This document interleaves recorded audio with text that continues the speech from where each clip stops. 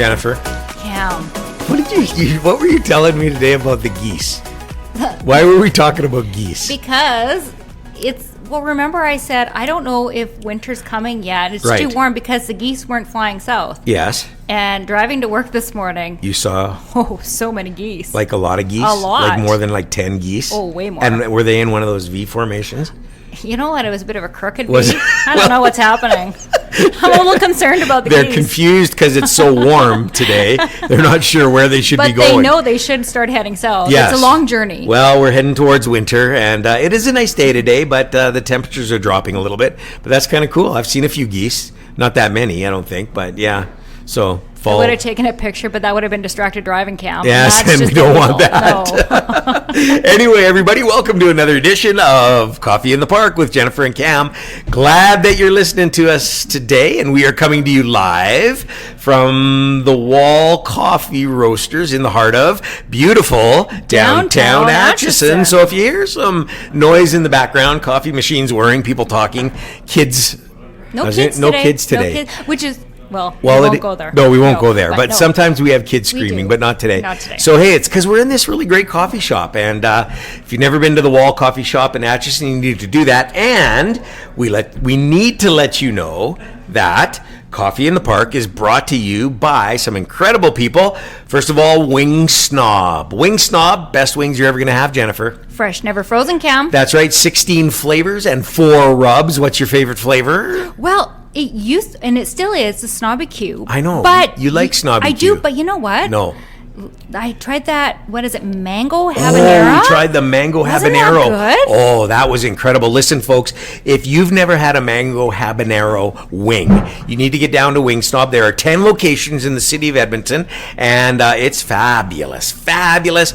They have traditional and boneless, or you can get kind of half and half and mix it all up. They have great cornbread. They have great Parmesan fries. www.wingsnob.ca. That's right. I always have to make sure I get that right. Wing Snob, an amazing place. If you got nothing to do for dinner tonight, stop by. Hey, if you're in Edmonton and the Oilers are playing, you can pick up the Oilers wing pack. That's right. $35 or something like that. It's a great deal. It's a great deal. I don't know. You get a lot of wings. You do. And a lot of stuff. And so, yeah, check out Wing Snob. I promise you, best wings you ever had. Also want to thank our friends at M-Print Sign and Print Solutions right here in Atchison, Cam. That's right. They are the preferred printer of Coffee in the Park with Jennifer and Cam. That's right. They are the preferred printer of as I hold up our Coffee in the Park mugs and business cards and things like that. And if you need something printed, whether it's business cards, brochures, pamphlets, they do literally everything. They just did an amazing banner for us. Yes, they did. Yes. That's going to hang by the highway. Well, stay tuned. It's going to look like our card. People are going to know who we are. They also wrap vehicles. They do. And go ahead and say it, because you say it. I say it every time because it's so cool. They wrapped a helicopter. They wrapped an entire helicopter. They did. Yeah, unbelievable. Listen, these folks at M-Print are amazing. They're located right here in Atchison, but they'll do work anywhere. And so you need to get a hold of them. Jan and Don are absolutely amazing over at M-Print.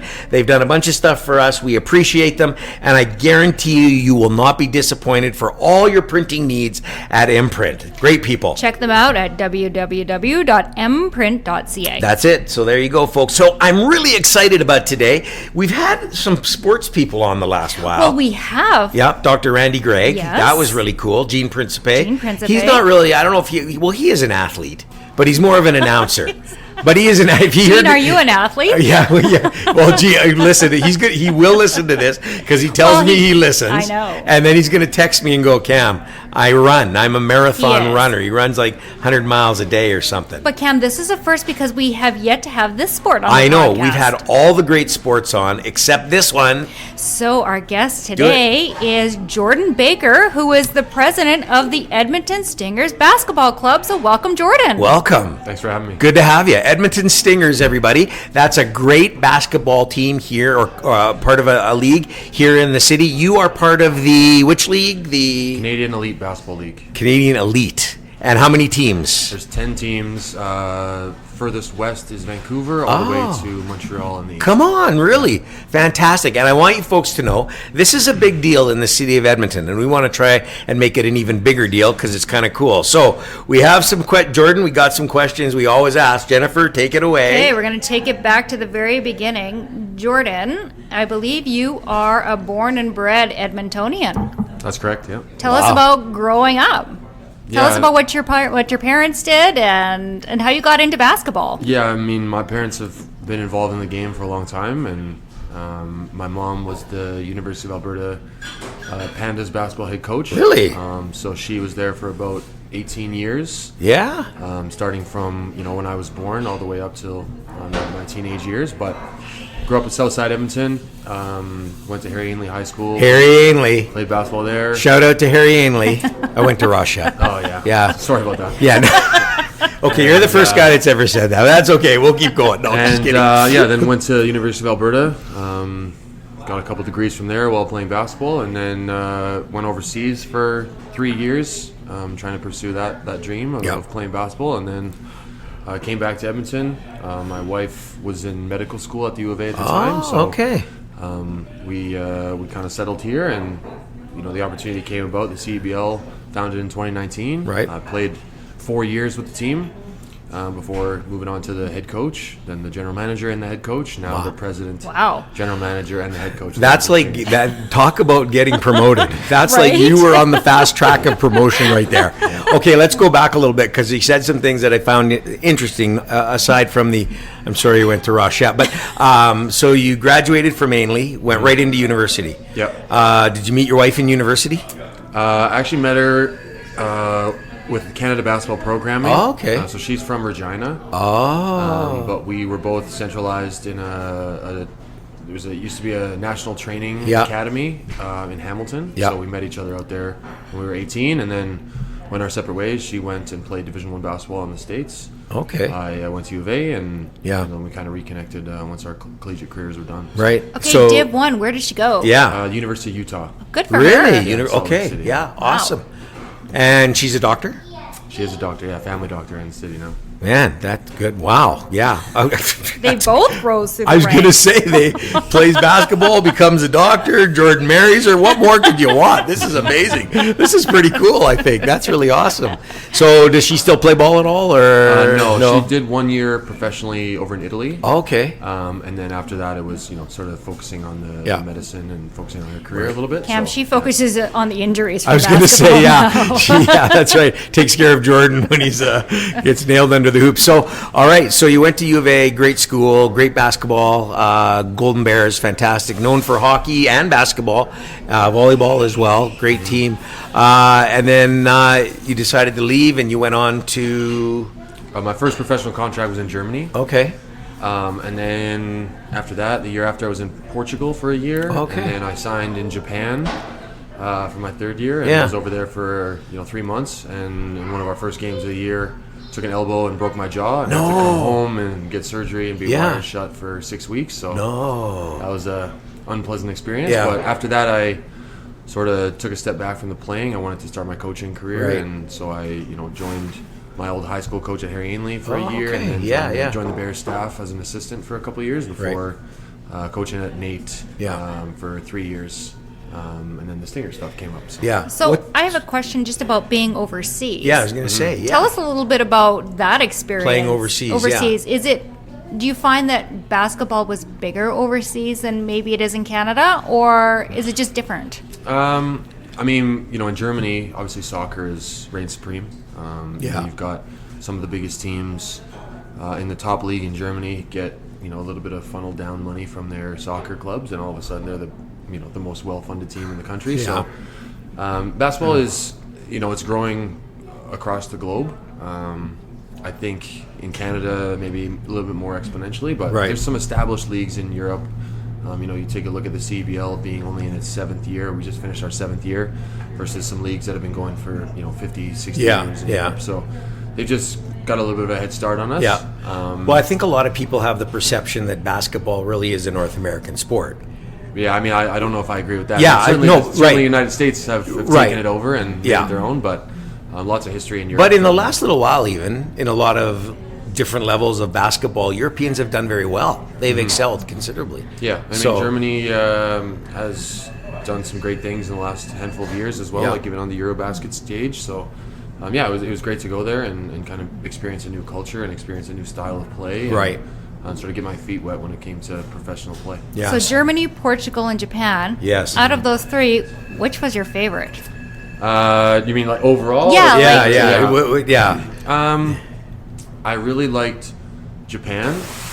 Really? The people and the culture there is great. The food is great. It was just a challenging obstacle, obviously, with the injury, but the style of play and just the culture and the setting was fantastic. So can I just say, for fear of maybe getting a little bit of cultural trouble here, Japanese aren't exactly real tall people. And you're very tall. So you well, did you not think that? Yes. The first thing when he said Japan, I mean, did you stick out? You must have stuck out in the crowd. Yeah.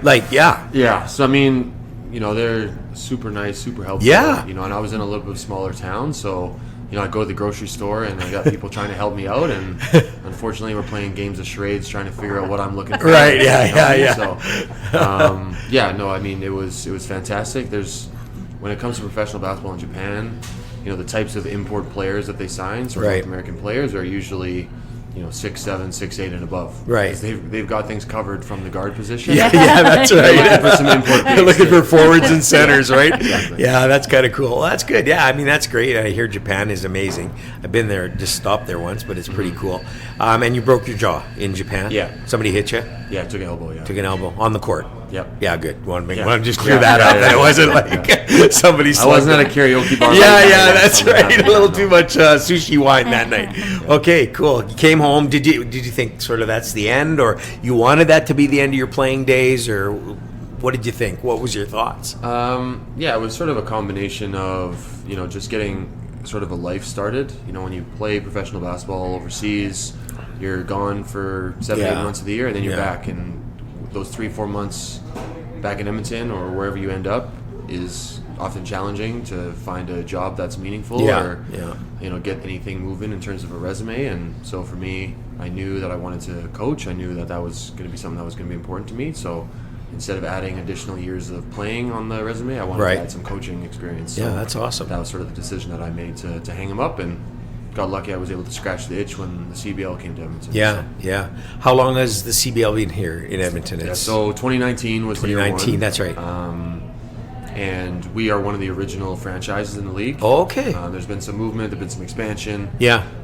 So there's really, it's us, Niagara, and Saskatchewan that have been with the league since the very beginning. Really? Vancouver started in Fraser Valley, they moved.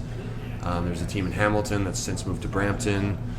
So there's been some changes in the league, certainly, but we're one of the original teams. Saskatchewan. Did you know that? Your home province? Well, did you know I've been gone for a while, so I didn't. Yeah, that's right. You were just into curling, but No, I know. See, she gets. No, anyway, so that's good. Oh, okay. So it's growing pretty fast. Like, it's growing rapidly. The league is growing pretty fast. I think that's kind of cool. Yeah, I mean, the talent level that we've had is just getting better and better every year. This year I think we had somewhere between 8 and 10 players from the league sign NBA contracts to be with teams in the preseason. So, we're getting some high quality guys coming to the league, and that obviously attracts fans and sponsorship and all the things that drive professional sport. Yeah. So what is the average age like of somebody coming to play in this league? Is it right out of university kind of thing, or? You see a good mix. Our league has a good relationship with U Sports, so there are some developmental players that are able to join the team. But typically, you see sort of that mid-20s.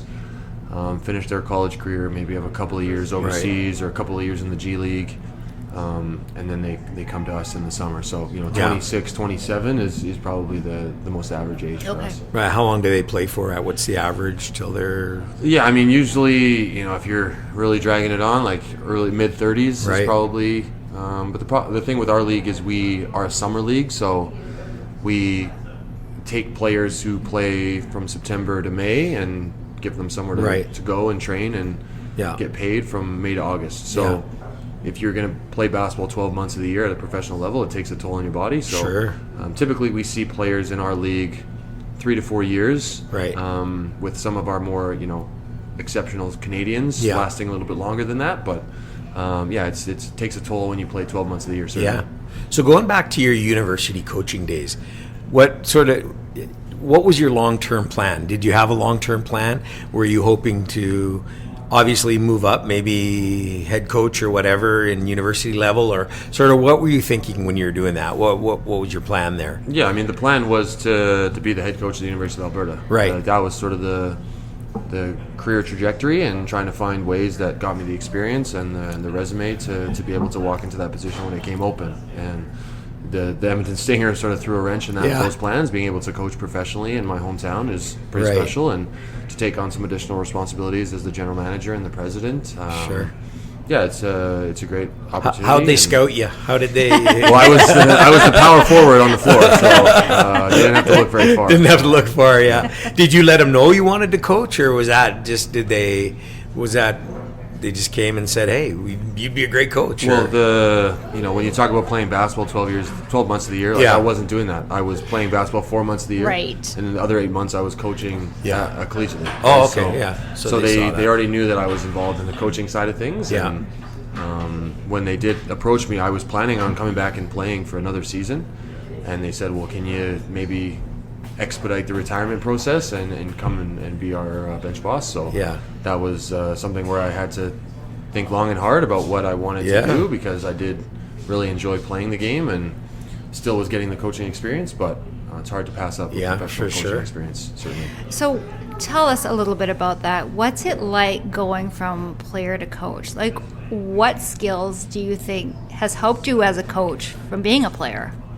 Well, yeah, I mean, I certainly understand what it's like to be in the locker room. I understand the daily grind and the in and outs, and as a coach, I try now to be a little bit more understanding of what players are going through, and understanding that even though we need to work on some things and we need to get better, we need to get practicing. Sometimes the day off is worth its weight in gold. So right. for us, are you a yelling coach? Not really. No. I mean, calm. Even my first year when I was coaching with the Stingers, I had 4 or 5 guys that I played with the year prior. Oh, yeah. Right? So I think the way that I carried myself, and, I was the team captain when I was there as a player. Right. I think that respect and understanding was established before, no throwing the role chairs. ever changed. No throwing chairs on the court. No. Type thing. How many technical fouls as a coach have you had? Less than 5. Less than 5. That's pretty good. I was going to say, that's actually really good. No, I mean, it's much different than coaching at the collegiate level, where you've got 18, 19-year-olds who need a little bit of yelling and screaming. Yeah. Right, These are grown men that you're coaching. Yeah, and they really want to play. And they've been there, and they understand that there's financial compensation tied to their performance. Sure. So right. They're taking it seriously. They take care of their bodies. They take care of the mental aspect of the game. So when it comes to yelling and screaming and doing those type of things, doesn't get you anywhere. I guess. It's effective at times, but it can't be a daily or weekly occurrence, because then it loses its effect on these guys. So how'd the league start? Yeah, tell us about that. How did? Yeah, tell us how it's an interesting story. So there was a league out in Ontario. It was called the NBL. It's gone by a couple of different names since then. Yeah. And one of the teams from that league, their owner decided that they wanted out. They wanted something new. So they left the NBL and founded the CEBL. And it was only 6 teams to start with, but it was a little bit more of a different. It was structured differently. The Canadian content was different, and it was sort of from scratch. They were able to. Mike Moriali, who was the commissioner at the time, really put together a great vision of what he wanted the league to look like, and playing in the off season to give some of these guys an opportunity to. Do you have to be a Canadian to play? No, so you have imports. We do have imports. This past season, it was 4 imports was the max you could have. So on a roster of 12, you got 8 Canadians. I like that. Mm-hmm. Actually, that good for you guys. So and keeping it. There has to be 2 Canadians on the floor at all times. Really? So that's one of the things that I like about the league, being a Canadian guy. And, of course. We want to use it as a stepping stone, time. as a launching pad for some of our development Canadian players. So 6 teams started out. Yep. and obviously the desire was to grow the league. Yep. First year, how was the reception of the league? Was it like people buying into it? It was like, yeah, it was... Yeah, the first year was, in Edmonton it's been challenging because there's been, since the early or mid 2000s, there's been a handful of teams and professional leagues that have come to town. Yeah. And have had a team for 1, maybe 2 seasons and then folded. And right. So, myself included, there was a lot of skepticism when it came to whether or not the CEBL would be sustainable. And so people came to the games, but sort of with an understanding of this might not last. This is temporary, maybe. Temporary, right? Yeah. So there wasn't a full, it wasn't embraced fully. Yeah. And then 2020, obviously COVID. Yes. So we played in the bubble. So we played without fans. All the teams went to St. Catharines. So you didn't shut it down. You guys played. We didn't shut it down. Really? Yeah. So credit to Mike and the league office. Yeah. They found a way to keep us afloat, and we went to St. Catharines and played in a little bit of a shortened season, sort of tournament style. So we all played there. No fans. That's pretty cool. And then we were back to somewhat regular schedule with some limitations in 2021, right. and then since then we've been working to grow and build our season ticket holder base. Good on you guys for keeping that going. Like, seriously, because it probably would have been pretty easy to just shut it down. Us and the NBA were really the only 2 professional leagues that continue to play. So. Yeah. Wow. Yeah. I think it's cool. No, so it playing in a city like Edmonton. Mm-hmm. And again, we have listeners everywhere, so just to set the stage, we have a fairly decent hockey team here, the Edmonton Oilers. Gone to the Stanley Cup the last 2 years in a row. Didn't win, but nonetheless made it to the Cup. We have the CFL, Canadian Football League, which... Well, the Edmonton Elks. The Edmonton Elks, Yeah, which, the Edmonton Elks, we have that. So Edmonton used to be called the City of Champions. That's probably been tampered down just a tad. But what's it like coming into a city with that kind of professional level of sports and trying to start something professional and get it going and make it happen? Has that been tough slugging? Has that been, Edmonton, it does have a certain affinity towards professional sports. Yeah. Having played collegiate sports here. Yeah. It's a much different crowd at the games at U of A versus, at the Expo Center. Yeah. It's very different.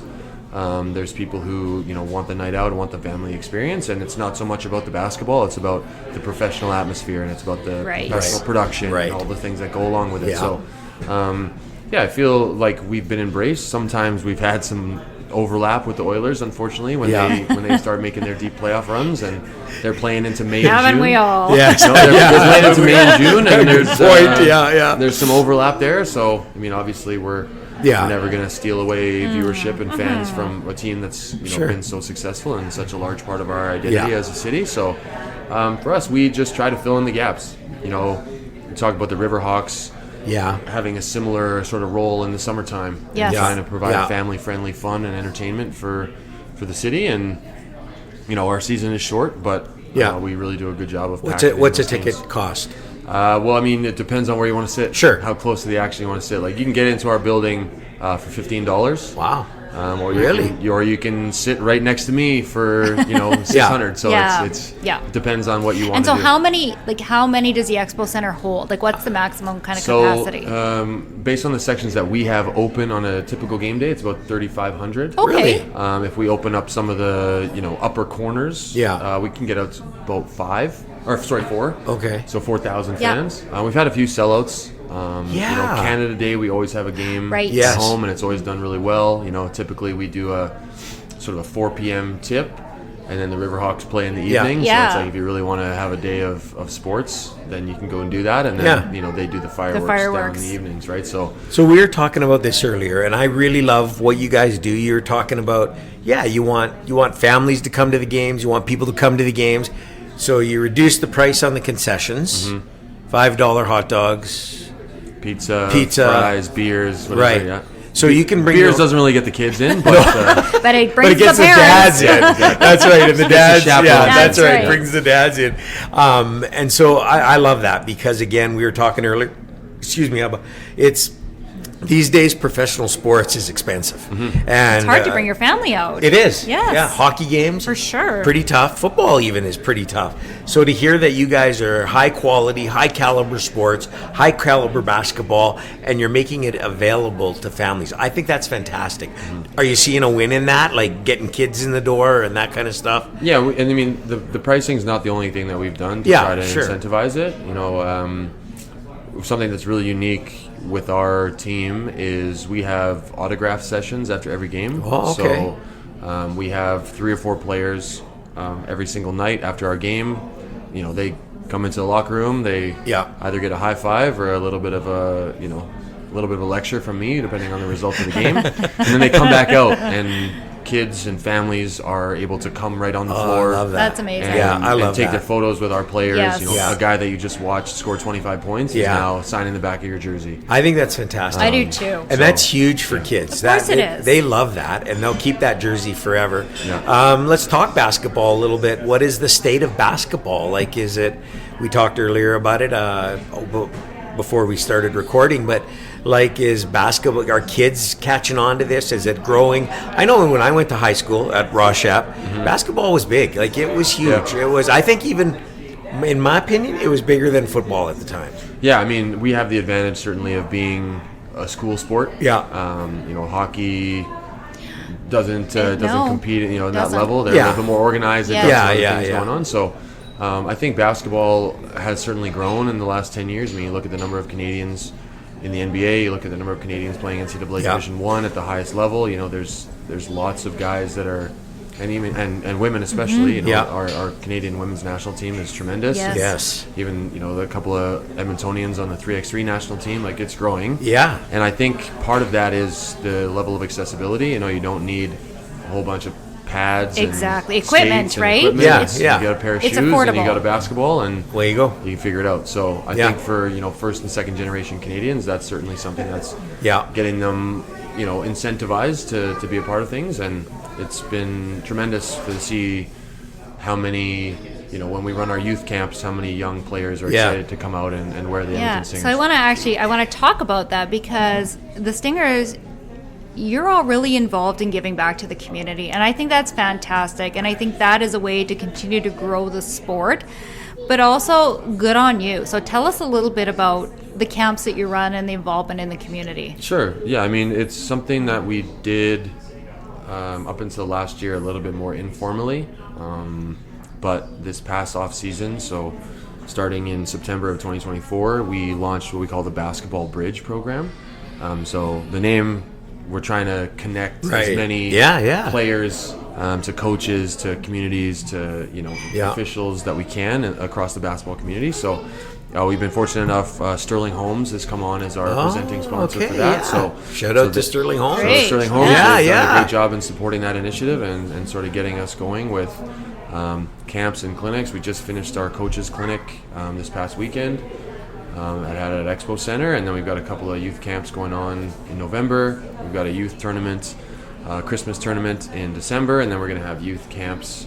We have a 3x3 tournament that we run. We have a high school all-star game that we run out of our building. So we try to touch on as many aspects of basketball and the basketball community as we can, all the way from under 9 to high school. I love that, under 9. Tell us about under 9. So under 9 years old, we're talking about here, folks. This is pretty cool what they do. I think this is really cool. So last year was the first year of our we call it the Holiday Hoops Tournament. It's the last weekend before Christmas, and we try to get as many under 9 teams out as we can. We had a handful of under 7 teams even under 7 last year. I mean, it's you. Especially for me, I deal so much with the professional side of things and basketball as a business. And you get back to why we did this thing in the first place. And that's, you've got 6 and 7 and 8 year olds running around, and they play on shortened courts. And half the time when a basket goes in, all 10 players on the floor high five each other because it's such a big thing. So I love that. It's hilarious to watch. It's fantastic. Just the level of excitement. They're running around like chickens with their heads cut off. The parents are so appreciative, and their kids are loving the experience. So anytime we can provide that opportunity to families and to young kids, we're going to jump at the opportunity, and especially that time of year too, when everyone's in the mood and the spirit to be a little bit more thankful and appreciative of everything. So. I think it's fantastic. And the first name that comes to mind when you talk about this is, for us here in Edmonton, Alfonso Davies, who started as a little kid playing soccer, and so you never know that under 7, that under 8, that under 9, where they're going to go. You don't know. And just to give players the opportunity to get out and put a ball in their hands. And like you say, it doesn't cost a lot of money. It's cheap to get into, but yet, you never know where it's going to go. I think that's really cool. I really like that. No, it is, for sure. So, starting a basketball team. Now, this is no easy feat, I'm sure. How long did it take you from inception to actually get it going? How long, idea to going here in Edmonton? How long did that take? It's hard to say. That's a question that kind of beyond my pay grade. I was just a player that was asked to play from the beginning, right? So I joined the team as a guy who had been retired for a couple of seasons and wanted to get back into it. But I know, like you said, it's not a small endeavor. No. I think the biggest challenge we see to this day is still facilities. Right.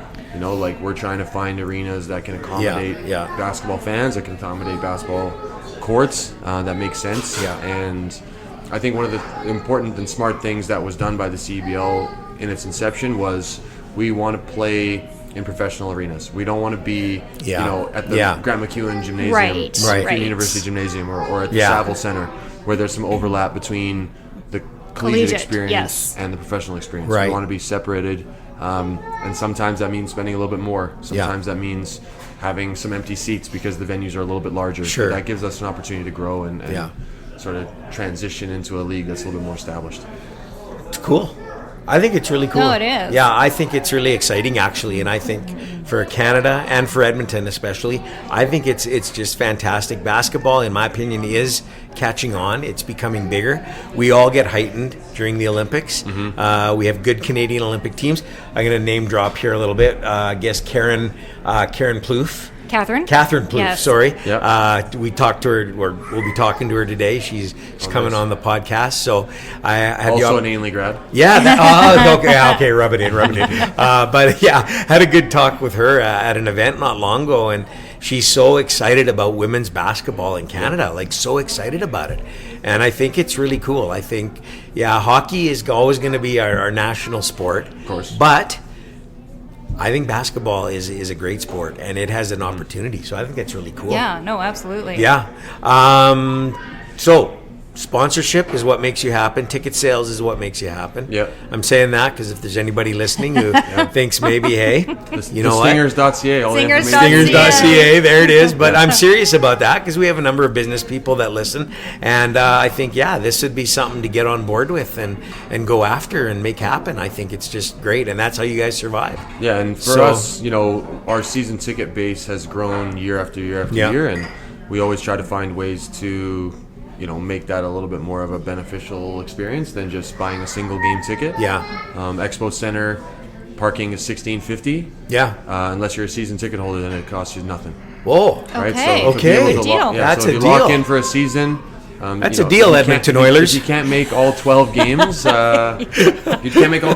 can give your tickets to your friends or family. And so how many games in a season? So there's 24 games. 24 games. So 12 home games. Okay. Yeah, so that's a pretty good deal. That is a pretty good deal. Schedule, for but sure. It's that's a great deal. Time. Yeah, awesome. Wow. I like the parking thing. Tim? No, sorry. I might have to edit that out. No, I'm not editing it. I'm leaving that in there. So. Okay, but I do have a question because I always need to know. So you travel kind of across Canada. Are you traveling by bus?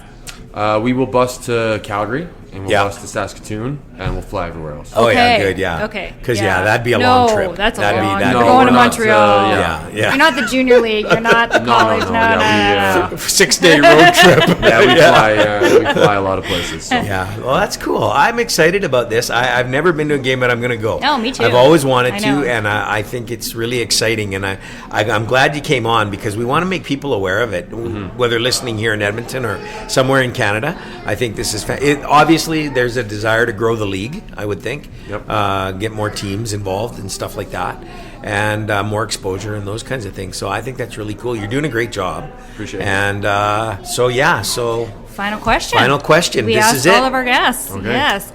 Jordan, what is the best piece of advice you've been given to this day, either in your personal life or your professional life, that you kind of continue to carry with you? I'll give you a couple. When I was young, coming from a family of 2 basketball coaches, I was put in a position where I had a little bit of a head start on a lot of people playing the game. Sure. Which makes sense. And Yeah. also, Yeah. my dad's 6'5", my mom's 6'1", so it makes sense. I only wish. But it was, anytime there was an instance where I was maybe feeling myself a little bit and thought I was too big for my britches, my dad always said there's always somebody working. Yeah. When you're, it's probably an attempt to get me away from the Xbox or sitting in front of the TV, but while you're doing that, someone's in the gym putting up shots. Someone else is, lifting weights. Someone else is running. And so, any opportunity that you can to try to get a leg up on somebody, there's always somebody else working. There's always somebody better, always somebody to chase. And, especially when you have professional aspirations, that does hit hard when it's like, okay, well, I got to find a way to play catch up and stay ahead of the game. So there's that one. And then just from a professional side of things, we, as an organization with the Edmonton Stingers and as a player, you get lots of feedback, whether it's whether you want it or not. You're gonna get lots Exactly of right. feedback. And one of the biggest things was, don't take criticism you wouldn't take, or from somebody you wouldn't take advice from. Right. And it's like That's good. Sometimes you got to be that. a little That's- bit thick-skinned, and you got to say, hey, Yeah. what is our goal as an organization? What is our goal as a team? Yeah. And if you stay true to that, then there's going to be people that agree with it and people that don't. But you got to do what's best when you're building a team. You got to do what's best when you're trying to lead a team in an organization. So, we try to keep it pretty close-knit family with our organization and value the people that we've got in the building and try to be as successful as we can on a scale that continually keeps moving and changing. So it's good. It is. It's really good. Again, one more time, where can people find out about the Edmonton Stingers? thestingers.ca is our website. Okay. On social media, just search Edmonton Stingers. We've got a couple of different handles on X versus on Instagram versus on Facebook. Do you do a and all that play-by-play? stuff. Yeah, all of our games are broadcast on CEBL Plus. Okay. So if you want to go on CEBL, there's a CEBL app. You can watch every single game for free. Oh, okay. There's free to sign up. Yeah. You watch every single game. There's games on demand. You can watch player profiles. Get stats, everything on that app. Man, that's great. I think it links to our tickets even. So any season starts. Season starts in May. So we're still a little ways away, but got opportunities to sort of build out our sponsorship, get our ticket sales numbers where we want them to be. But gonna say some great Christmas gifts there. Absolutely. Stingers tickets, seasons tickets. Schedule comes out in December. Okay. So you'll be able to take a look at that in December and take a look at single games and flex packs and all the fun stuff that goes on with that side of things. Okay, I got to ask this question because it's nagging me. At what age did you start beating your dad on one-on-one? Or does he still beat you? I don't know if we ever played where I beat him. Yeah. He just I think he saw the writing on the wall and retired. And said, I'm never going to play you again. So, I love that. That's good. Yeah. I think probably when I was like 8 or 9, he was like, I'm done. I'm done. Yeah. Oh, that's great. Well, what a great Jordan. Thanks for doing this because this is really cool. And like I say, folks, you need to take advantage of this if you're in the Edmonton area. I think it's great. Great family night, great sport, great team. You did well last year. Yeah, you did really well last year. Yeah, we're 15-9. Yeah. Unfortunately, lost to Calgary in the playoffs. But, third best record in the league. So. Fantastic. And if you're not in Edmonton, if you're in one of the other communities that has a league, check them out. Check them out. That's right. And if you're in a city that doesn't have a league at all, check them out on listen to the play-by-play, watch the games. I think you'll really enjoy it. That's really great. Thanks, Jordan. Hey, everybody. Thanks for listening again. I want to remind you about Wing Snob. Great wings. Maybe after the Stingers game, you go get some wings, or before the Stingers games, you grab some wings. And they're doing amazing. Wingsnob.ca, an imprint Our friends at Imprint. At imprint.ca. Yeah, they do amazing. So, hey, make sure you tell somebody about the podcast. Tell your friend, tell your neighbor, tell your enemy. Tell, if you don't have any friends, go make one just so you can tell them about the podcast, because this has been a great story today. And yeah, thanks for listening. You can hear us wherever you get your podcast or at www.coffeeinthepark.com. That's right. Thanks, everybody, and we'll catch you next time. See you next week.